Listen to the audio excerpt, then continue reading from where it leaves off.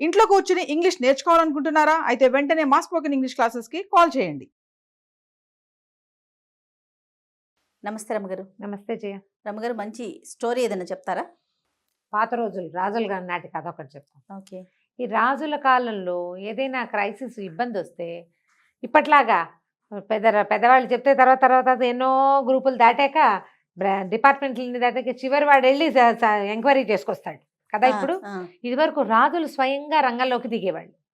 మనం పాత మన జానపద సినిమాలు చూస్తే నగరంలో దొంగతనాలు అవుతున్నాయంటే రాజుగారు వెళ్ళిపోతాడు పై నుంచి కిందకు ఒక దూకు దూకేస్తాడు. అక్కడి నుంచి గుర్రం వేసుకుని తిరగటం మొదలెడతాడు. మనం అక్బర్ బీర్బల్ కథల్లో, తర్వాత ఏమో మన రాయల కథలు, గజపతుల నాటి కథలు, వాటన్నిట్లలో కూడా రాజులు మారువేషం వేసుకుని ప్రయాణం చేయటం, ప్రపంచ వింతలు తెలుసుకోవడానికి ప్రయాణం చేయటం, మారువేషం. ఇక్కడి నుంచి విక్రమార్కుడు 6 నెలలు తిరిగేవాడట. విక్రమార్కుడు కథ చెప్పుకున్నాం కదా మనం. సంవత్సరంలో 6 నెలలు దేశాటం చేస్తాడు, 6 నెలలే రాజ్యపాలన చేసేవాడు ఆయన. దానికి ఒక చిన్న పాయింట్ కూడా చెప్తారు.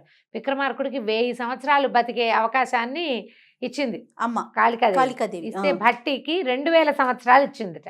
అప్పుడు విక్రమార్కుడు భట్టి మాట్లాడుకున్నారు. 1000 సంవత్సరాలు రాజ్యపాలన విక్రమార్కుడు చేస్తాడు, 2000 సంవత్సరాలు భట్టి బతుకుతాడు. అప్పుడు ఎట్లా, నేను ముందు వెళ్ళిపోతా, నువ్వు తర్వాత వస్తావంటే, కాదన్నాయ ఒక పని చేద్దాము, నువ్వు సంవత్సరంలో 6 నెలలు రాజ్యపాలన చేయి, 6 నెలలు దేశాటం చేయి. నీ లెక్క ఏమిటి? 1000 సంవత్సరాలు పాలన. ఈ లెక్క అయితే మరి 1000 సంవత్సరాల్లో 6 నెలలు బయటకు వెళ్ళిపోతే సరిపోతుంది కదా. అందుకని లెక్కగా వర్షాకాలము శీతాకాలం అంతా రాజ్యంలో ఉండి ఎండాకాలం తిరిగేవాళ్ళు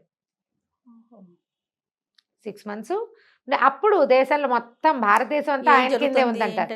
ఎక్కడెక్కడ ఏ ఊళ్ళల్లో ఎలాంటివి జరుగుతున్నాయి, వింతలు విశేషాలు విడ్డూరాలతో పాటు ఎక్కడెక్కడ అన్యాయాలు జరుగుతున్నాయో వాటన్నిటినీ సరిచేసుకునేవాళ్ళు. ఏ ఊళ్ళల్లో చెరువులు లేవు, ఏ ఊళ్ళల్లో కాటకం ఉంది, ఎక్కడ కట్నాలు ఎక్కువగా ఉన్నాయి, ఎక్కడ ఆడపిల్లల చావులు ఉన్నాయి, ప్రసూతి మరణాలు జరిగే ప్రదేశాలు, ఆహారం లేక జనాలు ఎక్కడ బాధపడుతున్నారు, ఏ అడవుల్లో దోపిడీలు జరుగుతున్నాయి, ఇలాంటివన్నీ తెలుసుకునేవాళ్ళు. ఇప్పుడు కూడా మన పెద్ద పెద్ద సంస్థలు పెట్టేవాళ్ళు స్వయంగా పరిశీలించి పర్యవేక్షించి తెలుసుకుంటే ఉండే ఉపయోగం ఈ డిపార్ట్మెంట్ల వల్ల అంత ఉండదు. ఇది ఎక్కడో చోట చైన్ బ్రేక్ అయిపోతుంది. అవునండి, మనమే రంగంలోకి దిగితే మనకి ఇంకా కొంచెం క్లారిటీ వస్తుంది. పాత రోజుల్లో అది ఆలోచించేవాళ్ళు. అలాంటి ఒక కథ చెప్తాం.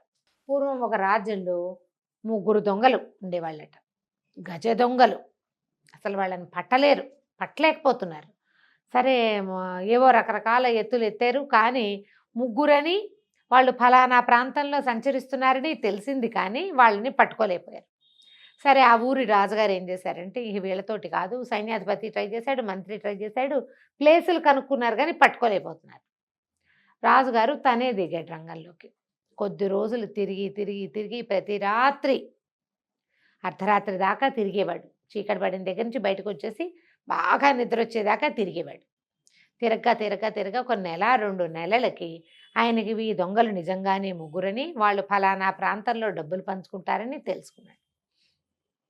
ఒకరోజు రాత్రి వాళ్ళు ఎక్కడో చిన్న దోపిడీ చేసి వచ్చి పంపకాలు చేసుకుంటుండగా అక్కడికి వెళ్ళాడు.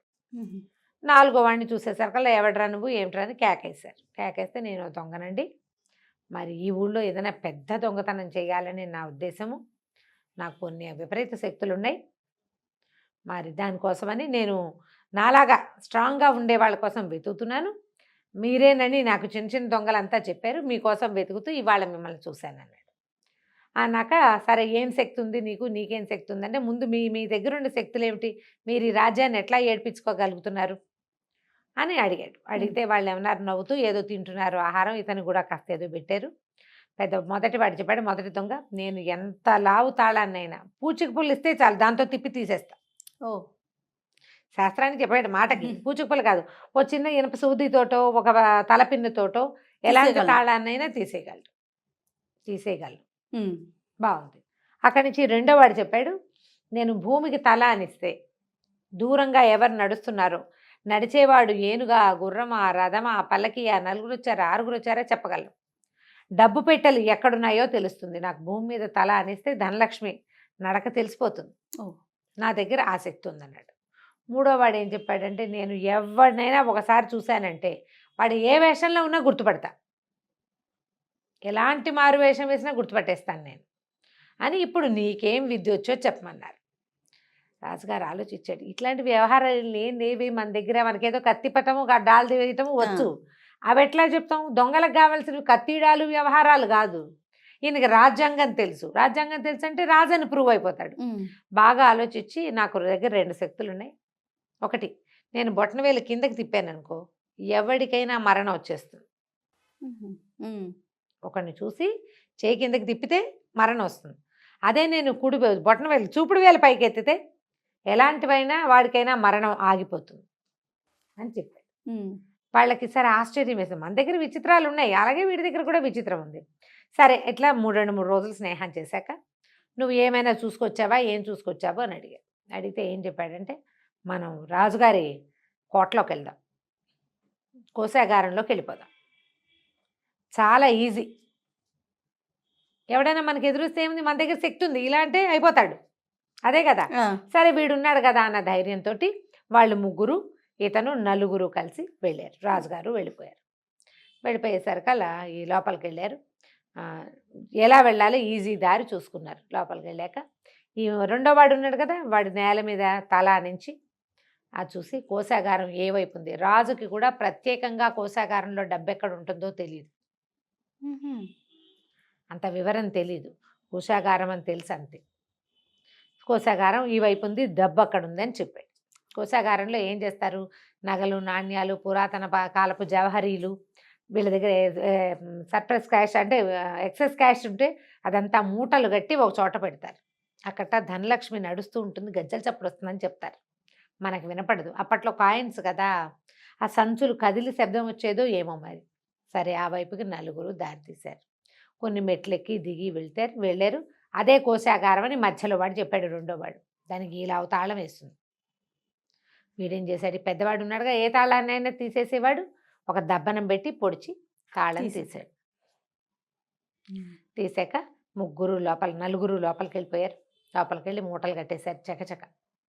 అది కొంచెం మంచి నిశిరాత్రి, అమావాస్య నాడు.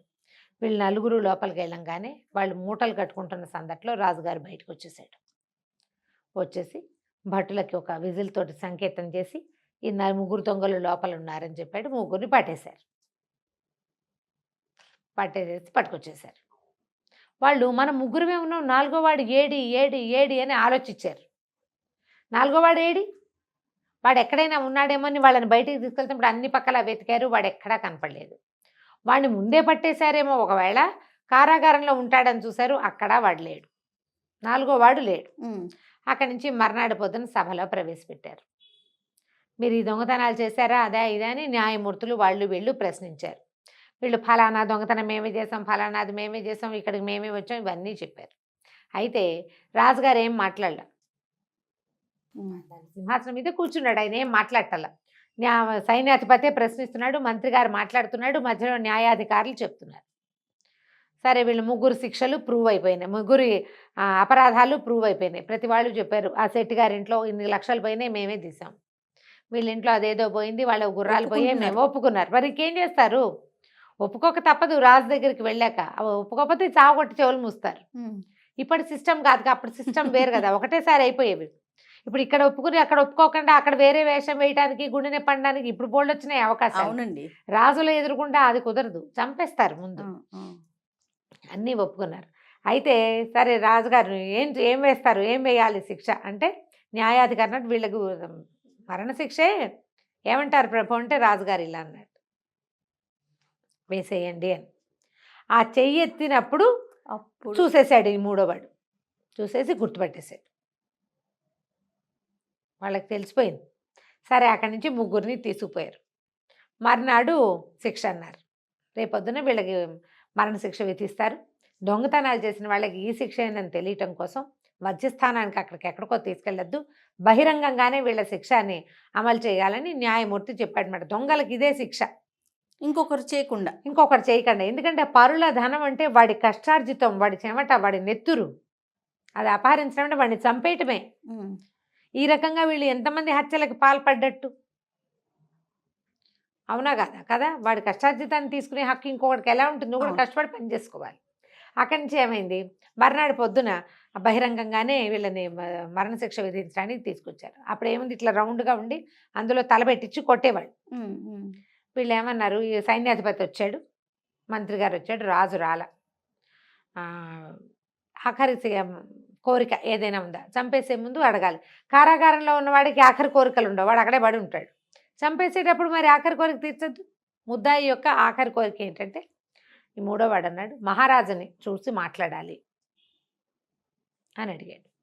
ఆయనతో ఒక ప్రశ్న ఉంది ఆయన అడగటానికి. ఆ ఒక్క ప్రశ్న సమాధానం వచ్చేస్తే రాజు వచ్చి స్వయంగా చెప్తే మా కోరిక తీరిపోతుంది, మేము రెడీగా వీటిలలో మెడకాయలు పెట్టేసి కోయించేసుకుంటామన్నారు. బాగానే ఉంది. ఈ వెంటనే వార్త మంత్రి గారు తీసుకుపోయి రాజుకు చెప్పాడు, వాళ్ళు మిమ్మల్ని చూడాలంటున్నారు, ఇట్లా అడుగుతున్నారు అని.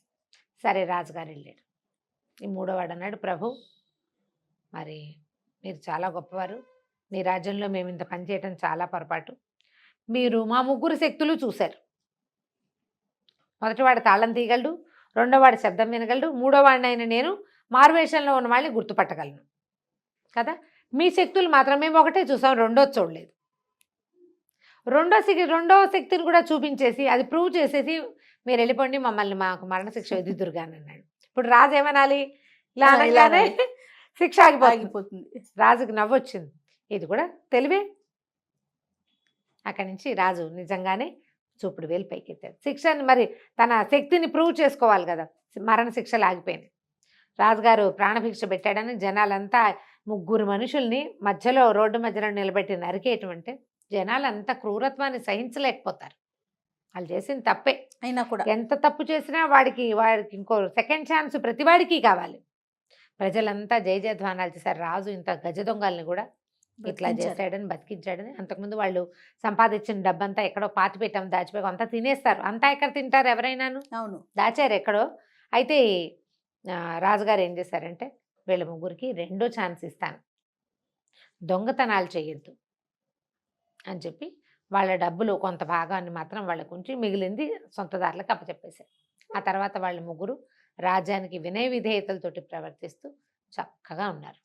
కథ కంచికి మనం ఇంటికి. నమస్తే నమస్తే.